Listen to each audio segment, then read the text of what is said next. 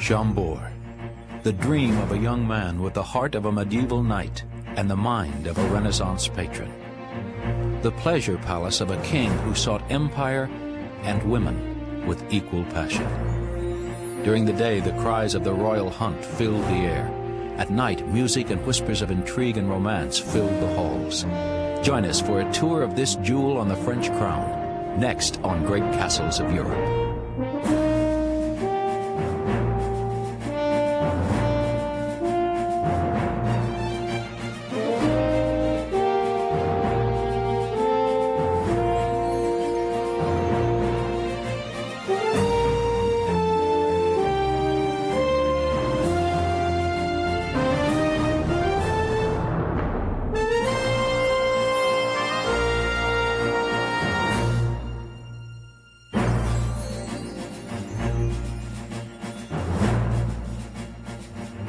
This is the fertile, sunny valley of the Loire River. The Loire runs through the heart of France, both geographically and spiritually. It was here that, in the course of a century of war with England, the idea of France as a nation took shape. Here that the enemy was turned back. And it was here that the kings and queens of France chose to build the most beautiful castles in the world.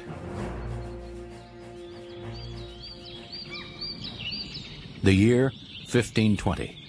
France prospers under its new king, a young man with a taste for architecture, beautiful women, and the hunt.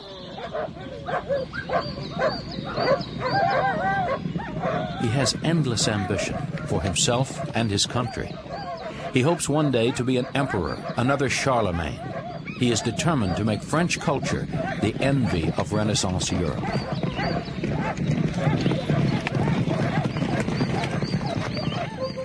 He conceives of a fantastic creation in the midst of this game-filled forest, the largest, most extravagant, most modern construction of its day, an incomparable palace to astonish the world for generations to come.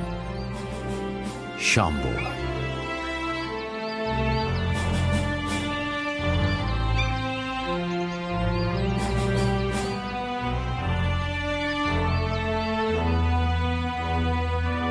With its many turrets, dormers, and towers, the chateau has been likened both to an overcrowded chessboard and a woman whose hair has been blown loose by the wind. Surely the romantic young king whose dream gave birth to Chambord would have preferred the latter account.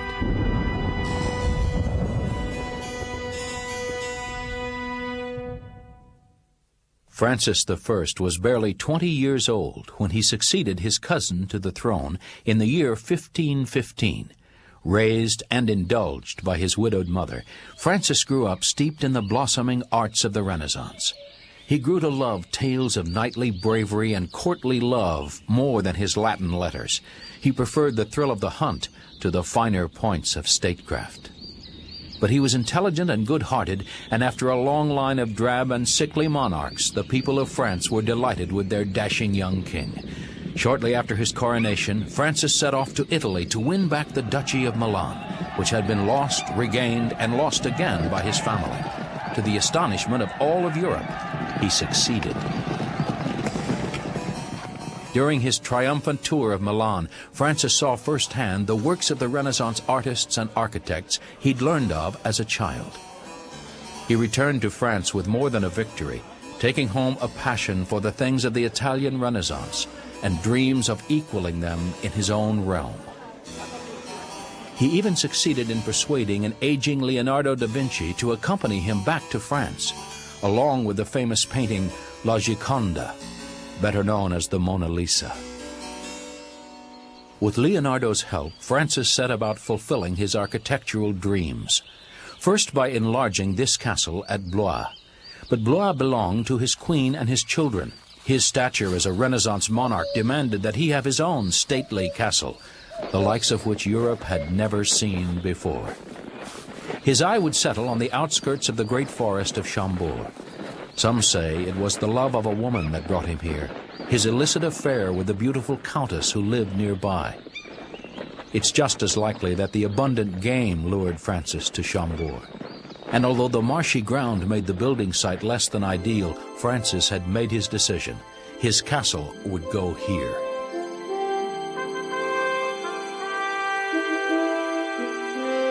In 1519, workers began the daunting task of clearing and enclosing the estate. They built a 21-mile wall around the grounds, an enormous undertaking that encircled an area the size of Paris. It was a magical time. Francis seemed destined for greatness. Already he was being called a second Charlemagne. But in Germany, another young man was assuming a position of power, a new ruler of the Holy Roman Empire, Charles V. Just 19 years old, he controlled both Germany and Spain, but longed for more. France and its ambitious young king stood in the way. No one knows exactly who designed Chambord. Clearly it bears the mark of Leonardo da Vinci, but he died just before construction began in 1519. Leonardo's death was a blow to Francis, who revered the artist. One historian movingly describes how the young king held the dying Leonardo's head in his last moments. In truth, Francis was far away, celebrating the birth of his second son, when news of Leonardo's death reached him. The design of Chambord reflects Francis's desire to remake the Italian Renaissance in a French image. The square keep is Italian, but the massive corner towers are French medieval. The room plan is unique, centering on a Greek cross that divides the keep into 4 separate blocks. Where the arms of the cross meet, a magnificent spiral staircase rises. It's constructed so cleverly that someone ascending can see those descending without ever meeting them, because there are actually 2 flights of stairs wrapped around each other. This is the genius of Leonardo da Vinci. These drawings by Leonardo show a staircase designed with 4 distinct flights of stairs. It's likely that the great artist drew these for Chambord, but the master masons overseeing the construction of the chateau simplified the design to just 2 flights. The staircase remains a marvel of engineering and ingenuity to this day. The resulting castle would be all Francis had hoped, an astonishing combination of French tradition, Italian Renaissance, and the genius and whimsy of Leonardo.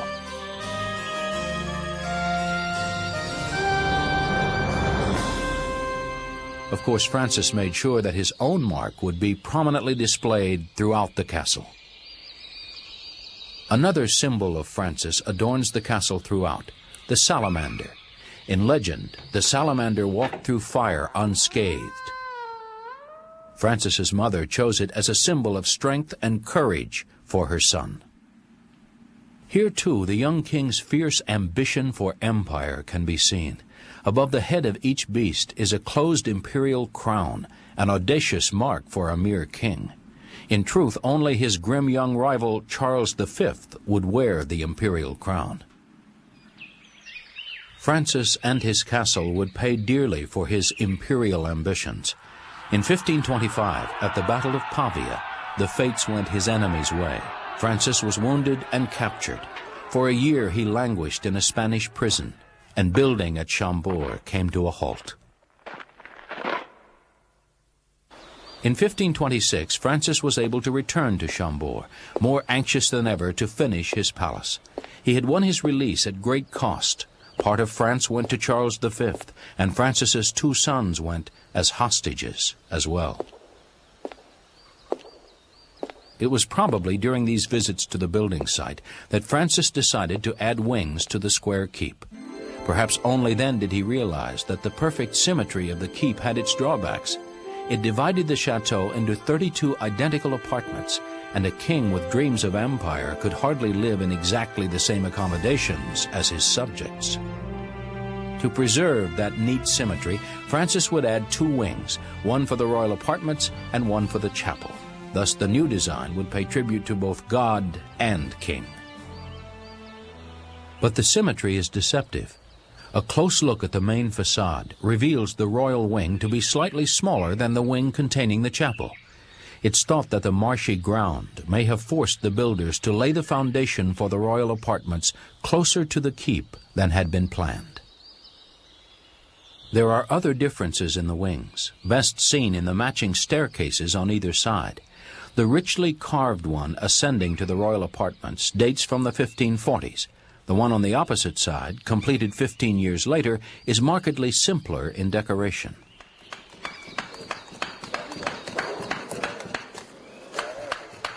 From 1526 on, 1,800 men labored continuously on the building of the chateau.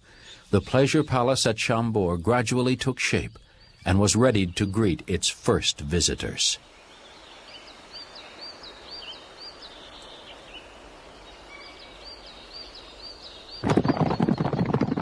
Francis I was never quite the same after his imprisonment in Spain. The ceaseless struggle with his mortal enemy Charles V took its toll. He was no longer the light-hearted knight. Hunting, one of the great delights of his youth, increasingly became an escape from troubles on his frontiers, and so he and his sumptuous court came to Chambord on such escapes. During the summer, Chambord lay empty. Hunting was a winter pastime. The king would organize hunting trips for his court that lasted from a few days to a few weeks. Hundreds of servants and perhaps 1,000 horses would move from chateau to chateau, lugging all of the furniture, tapestries, chandeliers, clothes, and china that such a royal gathering would require. Readying the chateau for the arrival of the king's court was no simple task. Typical of Francis's flair for the grandiose, the numbers of the court swelled during his reign, including many women of rank. He was fond of saying that a court without beautiful ladies was like a spring without roses. Eventually, his retinue filled every room in the keep, including these large attic rooms. On arrival, the servants would set about transforming the chilly stone castle into a warm and welcoming palace, lighting the fireplaces in each room, hanging tapestries and thick velvet wall coverings. The servants would fit slats of wood into these slots and plaster them with mud and grass.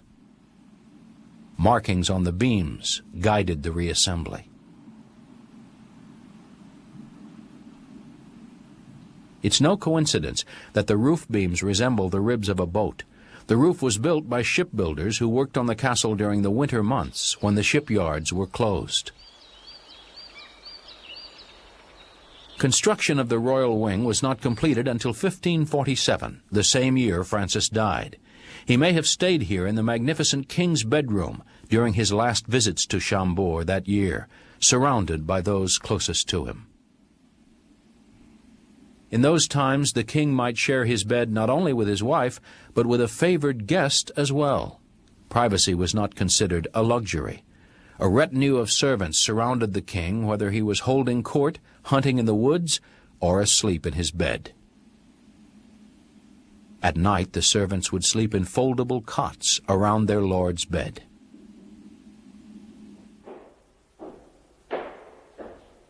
Francis's presence can be felt everywhere here. The king's study, attached to the bedroom, was designed to offer him a retreat from the hubbub of the court.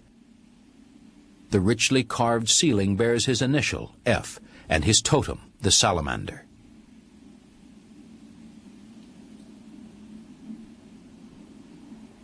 The king's passion for architecture did not stop at Chambord. In fact, no other French monarch would build as many castles, but it was here at Chambord that his vision of a wholly French Renaissance reached its pinnacle. Here, Francis spared no expense, no effort. Here he indulged every flight of architectural fancy.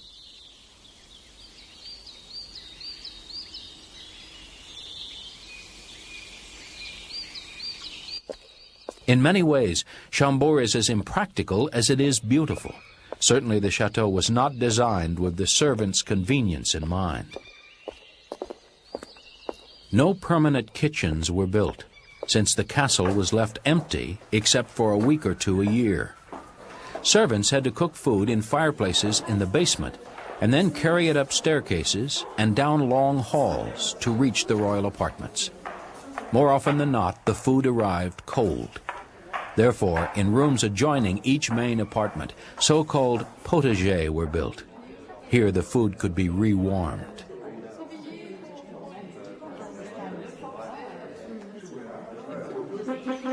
Chambord's finest moment, and perhaps Francis's only real triumph over his rival, Charles V, came in 1539.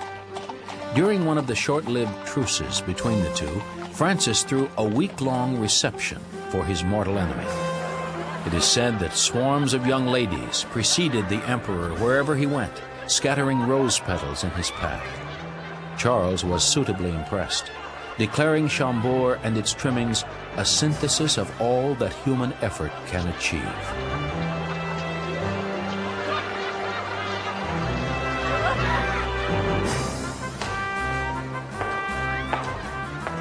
On the occasion of such royal visits, days were filled with the hunt. According to tradition, the unique terraces at Chambord were constructed so that the ladies of the court could follow the hunts and admire the gallantry of their lords. It is more likely that these are another mark of the great Leonardo da Vinci, designed to provide a perfect vantage from which to marvel at the forest of fantastic shapes rising from the upper level.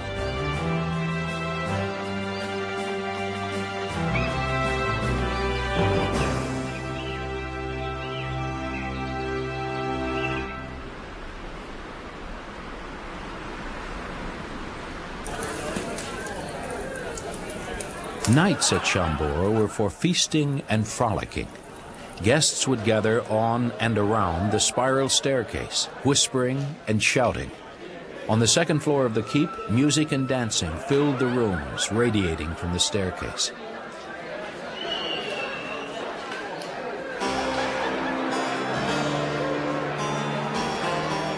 At night, during the great balls held here, Chambord took on the air of the fairy tale palace of Apollodon the magician, a character from a 14th century Spanish novel of romantic chivalry. Francis had it translated from its original Spanish, and his court gallantly set about emulating it.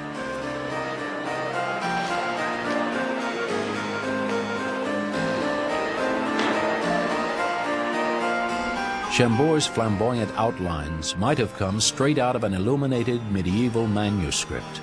They capture the romantic mood of a passing age that Francis, the great Renaissance patron, never stopped celebrating.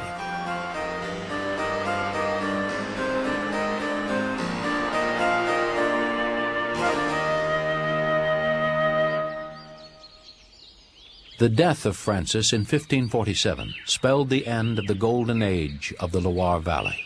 The royal family moved to Paris to be closer to the political center of France. For most of the next 400 years, Chambord lay empty, impossibly beautiful, and virtually impossible to live in. Various owners and VIP guests took up temporary residence here from time to time, each leaving his or her mark, to the extent that much of the feel of the Renaissance chateau was lost. But the central staircase and surrounding galleries remained untouched and were never to lose their power to enchant and intrigue. The double spiral of this staircase made it a favorite place for children to play hide and seek.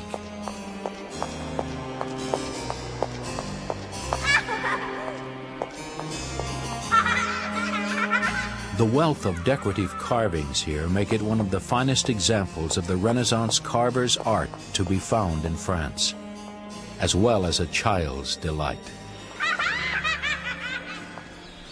Periodically, Chambord showed the signs of neglect. Decorative features crumbled, roofs leaked, and a number of walls threatened to fall down.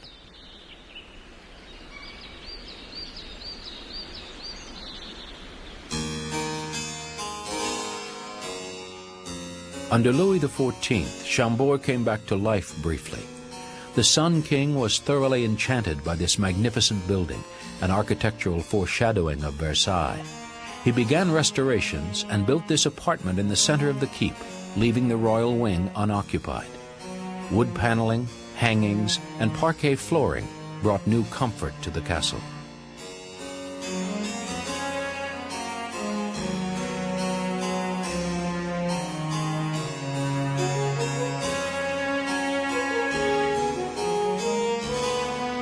In keeping with the new fashions of the court, small rooms for maids and servants were added adjoining a few of the main bedrooms.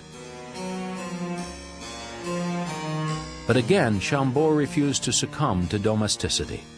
Although used occasionally as a hunting lodge for the royals and their favorites, most of the time it remained empty.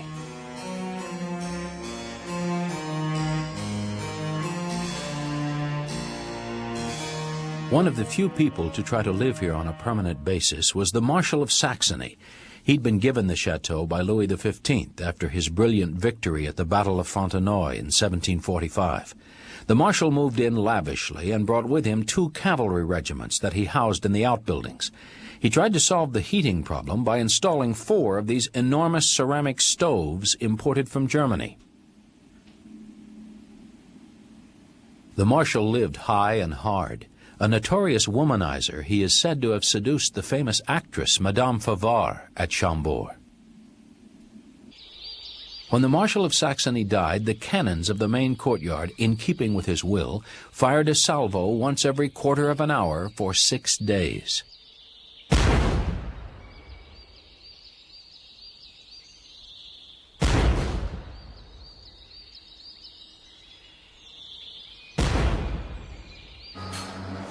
The building of Chambord was never actually finished. Craftsmen and builders have been at work here on and off for nearly 500 years. The restoration goes on to this day, carried out with the same painstaking craftsmanship as under the watchful eye of Francis I. After the masons have set the stoneworkers carve out the magnificent details. This F alone will take some 3 days to complete.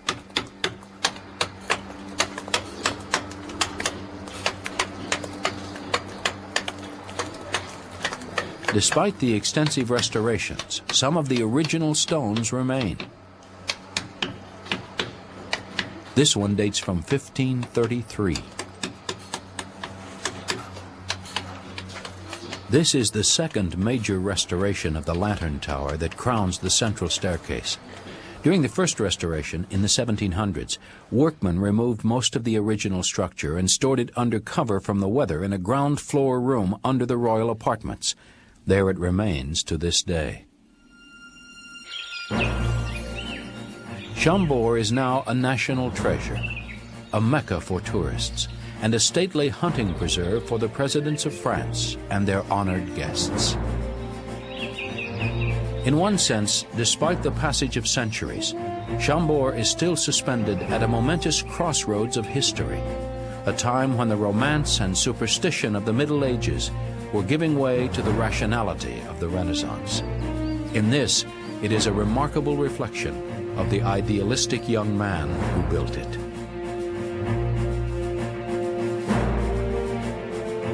At the heart of a great forest, the magical vision of a man who was at once medieval knight and Renaissance philosopher king remains. Chambord.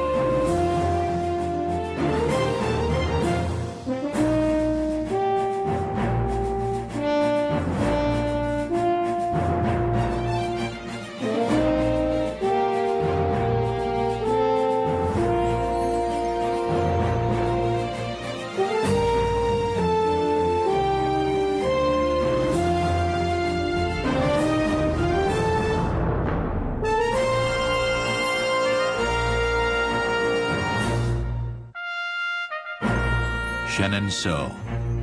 It floats in a timeless trance, suspended between water and sky.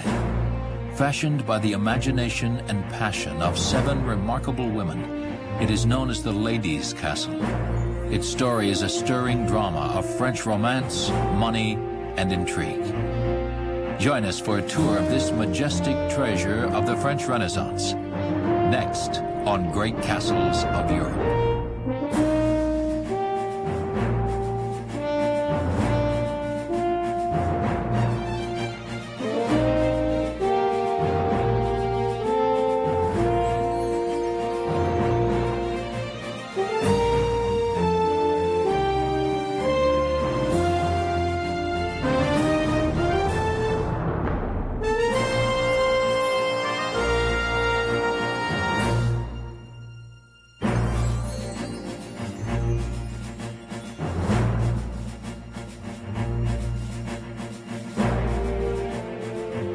In France's Loire Valley, among rolling farms and stately woodlands, kings, politicians, and bankers have traditionally sought refuge from the din of worldly events.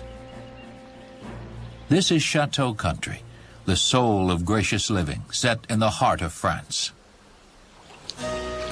Here in the province of Touraine, spanning the placid river Cher, is an exquisite miniature of a castle, Chenonceau. It is a charmed product of the Renaissance, a fulfillment of the new desire for light and lightness. It is delicate but enduring, complex but balanced, fanciful but disciplined. Chenonceau's history is a tableau of 7 personalities, 7 strong and worldly women who embroidered its history with spice and drama.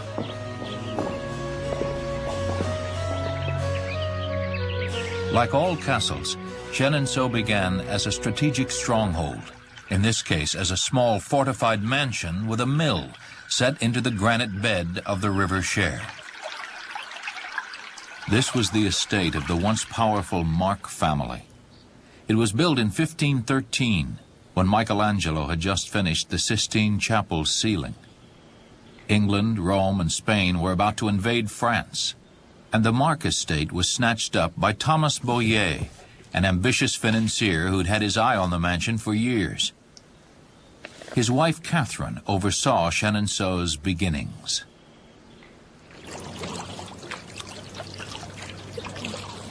Over the flowing water, on the robust piers and foundation of the stone mill, she built a structure that was part of the land, part of the river.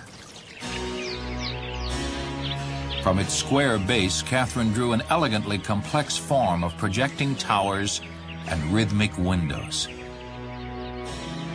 The varied roofline's angles are echoed in her additions to the old tower keep. The diverse shapes, the great windows, and the detail of the structure make this dense stone seem light and airy.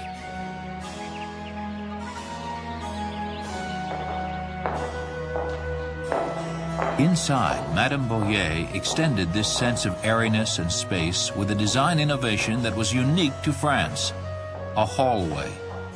From this ample passage, separate doors lead to private living quarters. Previously, these rooms would have all adjoined. The detail of the interiors reflects Catherine's breeding as a woman of means and refined tastes. Her husband had married well and gave her carte blanche to fulfill her vision of a Renaissance palace. In return, she chose Europe's finest craftsmen to create an estate that would advance his aspirations for the Boyer clan. This is the oldest and finest carved wooden ceiling of the French Renaissance.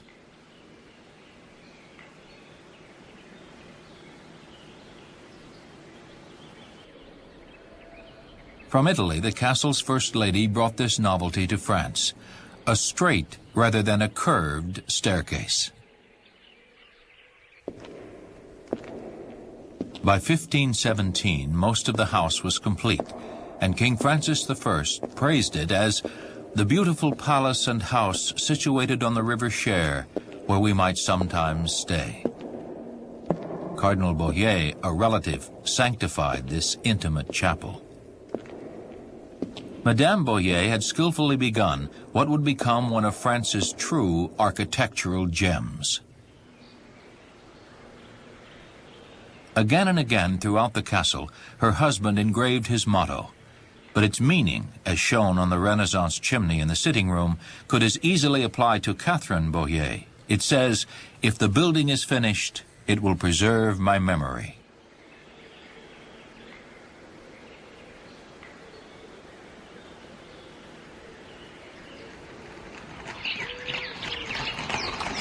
memory finally bequeathed by Chenonceau's First Lady was one of hospitality and welcoming. Chenonceau was a castle in name only. It is actually a chateau, which has the flavor of a castle, as a liqueur has the flavor of a fruit. By the 16th century, mobile artillery had made all but the most massive fortifications obsolete. Chenonceau's turrets and stone walls are disciplined, yet romantic retellings of medieval defenses. Discipline, mixed with awesome beauty and ambition, described the next woman to favor Chenonceau with the spark of her personality. Diane de Poitiers. Gorgeous and witty, known to favor dressing in black and white, Diane would create here the finest garden in all of France. And through sheer guile and force of her will, she would also fulfill Boyer's ambition, making Chenonceau a resplendent center of French court life. Diane had been King Henry II's governess. Though 15 years his senior, she later became his mistress and lifelong infatuation. In 1547, Henry presented the beautiful Diane with Chenonceau, after Madame Boyer's son lost it in bankruptcy. Diane immediately set about embellishing the castle interiors, commissioning this magnificent carved fireplace for her bedroom. Diane's favor with the king would ultimately make her suffer at the hands of this woman, the king's wife, Queen Catherine. But Diane Poitiers was a more than equal adversary. She styled herself Diane the Huntress, and usually got what she went after. Realizing she would lose Chenonceau if anything happened to Henry, she took decisive steps to make the estate legally hers. Through daring court work, she annulled the decree that transferred Chenonceau from the bankrupt Boyer family to the crown. Diane knew the penniless Boyer heirs couldn't afford the debt that came with the castle. She bought Chenonceau for a song. Next, the new owner launched a Napoleonic campaign to make Chenonceau's farms show a profit. Diane had grand plans for renovating the castle's interior and grounds, but the money had to come from somewhere. With a born manager's efficiency, she created a plan of business investment and expansion. Volumes of records account for every franc she spent. Each meticulous entry is written in her own hand. First, she increased Chenonceau's land holdings and rents and started a new building program. To save money, she cut back on the wages of her staff, reducing her state manager's salary by 30% and taking away his heating and food allowance. Vineyards were planted and new farm buildings sprang up. From her startled employees, Diane demanded regular progress reports.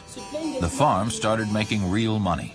The Loire Valley drank good country wine from Diane's wine presses and ate juicy peach apricots from her orchards. And the castle's entrepreneurial mistress didn't stop there. To create the finest garden in France, Diane commissioned 14,000 days of work from local laborers. 9,000 wild violet and strawberry plants were gathered from local woods.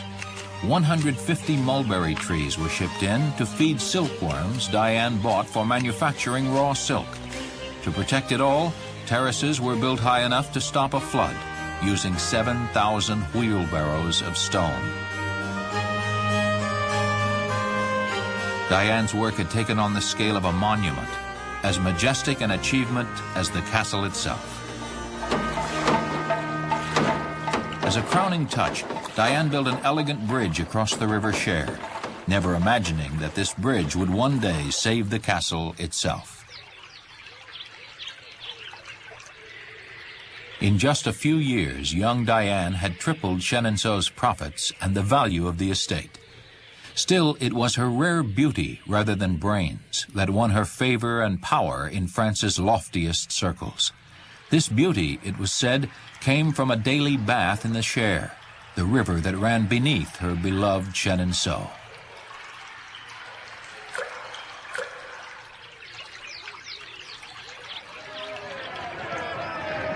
But in the end, Diane lost both her loves. In a hapless joust at a festival tournament, her patron and lover, King Henry II, caught the point of a lance and died. Then, despite Diane's legal ownership, her hated rival, the Queen, finally claimed the castle for herself. This painting shows Diane portrayed as the Greek goddess of the hunt, now banished from Chenonceau. The next strong woman to occupy the river chateau was none other than the long-suffering Queen Catherine, King Henry II's widowed wife. Any normal woman would have been crushed by years of lopsided comparison with the heavenly Diane. But Catherine was a Medici of the Italian merchant clan. After Henry's death, she set out to best Diane the Huntress in everything. And in her first act, she would drive herself nearly insane. To honor her late husband, she had his monogram, an H, displayed prominently around the castle. She also added double C's, her own initials. When she combined them, which was the convention of the time, the results were horrifying. D's, 2 of them, everywhere, the sign of her nemesis, Diane.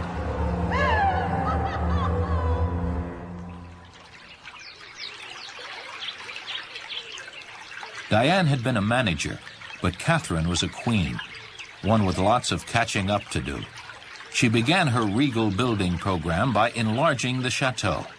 First, she built a 2-story gallery on top of the bridge created by Diane. This would be the grand reception hall her rival had gone without, and Catherine planned many receptions, for now she could afford them. The estate was turning even greater profits. The vineyards had become famous. Silk was spun right on the estate, creating the sought-after Queen's cloth.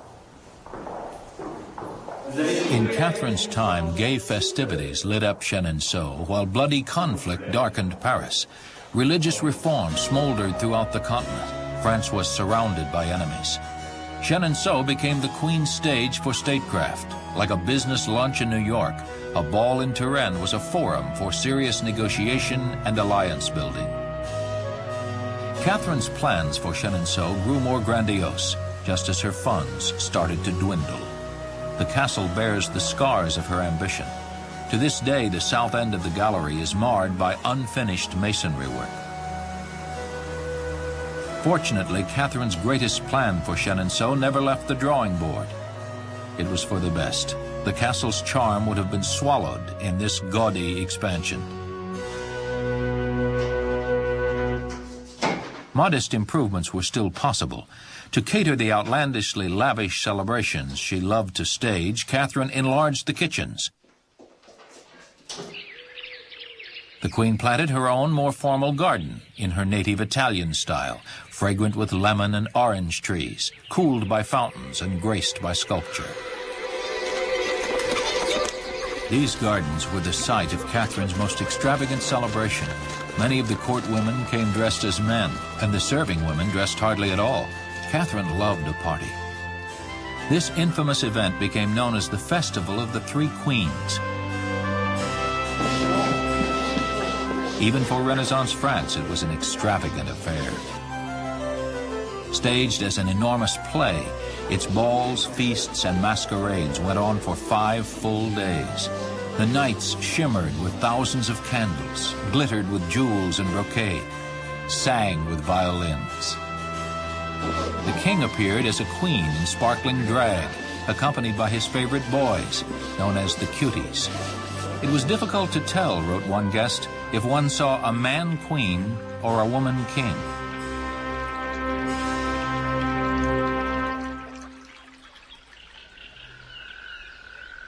In 1584, the celebrations came to an end. Catherine left Chenonceau to avoid a wave of the plague. She died in the cold beginning of 1589 at Blois, willing the chateau and its estate to her daughter-in-law, Louise of Lorraine, France's new queen.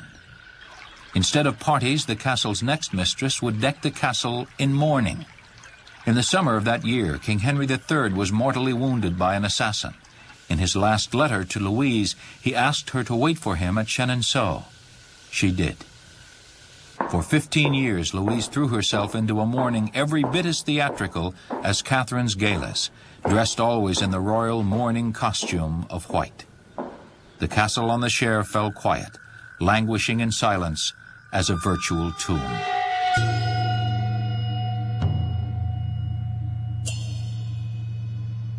As an interior decorator, the grieving Louise was severe. She painted the walls and ceilings of her chambers black. Themes of death stood out in white against the black. These white plumes covering the walls are an ancient French symbol signifying pain.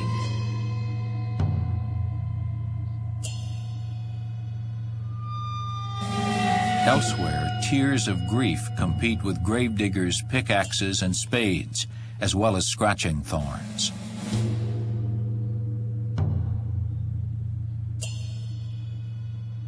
Louise had buried herself alive. While arguably deranged, in her self-imposed exile, she carried on charitable work and became known with respect and gratitude as the White Lady of Chenonceau. She also immersed herself in religion, praying at this chapel 4 times a day and adorning the castle with Christian motifs. Her dreams of turning Chenonceau into a convent would not be realized in her lifetime. In 1601, the castle on the Cher passed into the hands of its 5th lady, Françoise de Mercure, daughter-in-law to King Henry IV. She turned out to be the manager Louise never was. For the next 12 years, she worked hard to reverse the structural decay that in her grief Louise had ignored. But now the monarchy of France was changing. Chenonceau became a backwater, a destination only for the hunting season. It saw its last royal visit when Louis XIV passed through in 1650. It was then that permission was finally granted for a Capuchin nunnery to be established in the attic rooms above the main house. The nuns, like other women, left their mark. Here at the head of the grand staircase, at the entrance to the convent, a ceremonial drawbridge separated the brides of Christ from worldly matters.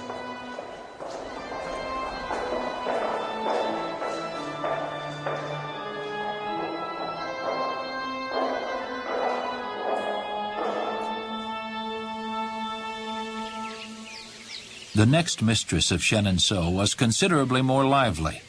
The daughter of an actress in the Comédie Française, wife of a wealthy banker, she was a brilliant sun around which the intellectual stars of France revolved, Louise Dupin. The Dupins lived in the center of Paris, but in the autumn, Tourain's most beautiful season, Chenonceau once again became the playground of nobility. But these were the nobles of a new and deadly France. To escape the terror in 1782, Louise Dupin left Paris to live at Chenonceau year-round. It may have saved her life. The French Revolution reached out for her. As a wealthy bourgeois, she was denounced by the Revolutionary Committee. Chenonceau, as a symbol of royal excess, was ordered burned. But the people of Touraine blocked the way. Madame Dupin had been kind, even letting them cross Chenonceau's bridge through the ornate gallery. Her life was spared. The bridge also saved the chateau itself. You cannot burn Chenonceau, the local Monsignor argued. It is the only bridge across the Cher for miles. A few fleurs-de-lis were knocked off, some paintings, and a few pieces of royal furniture were burned in the revolutionary bonfire, but the graceful composition of stone and spirit lived on. In 1799, after the terror, and in the glorious autumn of Touraine, Madame Dupin died at 93 and was buried, according to her wishes, in the woods of Chenonceau. In the 19th century, about the time of the American Civil War, her heirs sold Chenonceau to another wealthy woman, Madame Pelouse. Like 6 women before her, she succumbed to the estate's charm and dedicated herself to a massive restoration campaign, rebuilding, repairing, and replacing. These caryatids, sculptural columns flanking the grand entrance, were moved from the front to the gardens. The bulk of Madame Pelouse's work was dedicated to similar tasks, undoing the ostentatious building and alterations ordered by the chateau's third owner, Catherine de' Medici. But by now the castle badly needed basic structural repair. Ruined roofs and windows were lovingly restored to their former glory.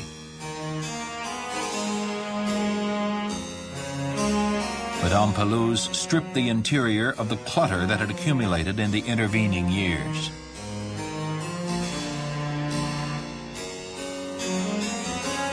Restoring medieval and Renaissance buildings had become a craze of the period, and Madame Pelouse joined it with the utmost enthusiasm. Her goal was nothing less than restoring Chenonceau to its original Renaissance elegance and simplicity. In the process, she ran through her entire fortune. She resorted to taking out loans, but paid little attention to the mounting interest. Every ceiling of the proud chateau had by now collapsed. The only exception was this one in Catherine de' Medici's library. Even today, it bears the original paintwork from the era of that imperious lady. There are Catherine's entwined initials.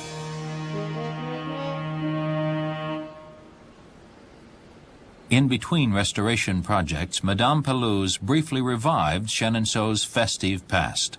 On one of those occasions, to evoke true Renaissance spirit, Italian gondoliers punted along the River Cher.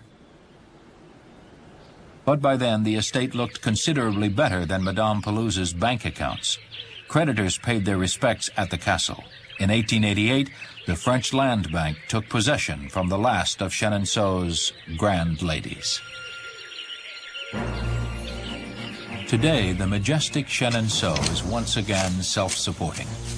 Once more, its gardens are a scene of constant activity, in a style that would make Diane du Poitiers, their original landscaper, proud.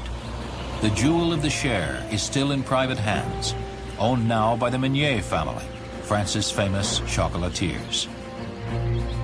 Tourism has turned the Grand Chateau into a playground the public, not just princes, can enjoy.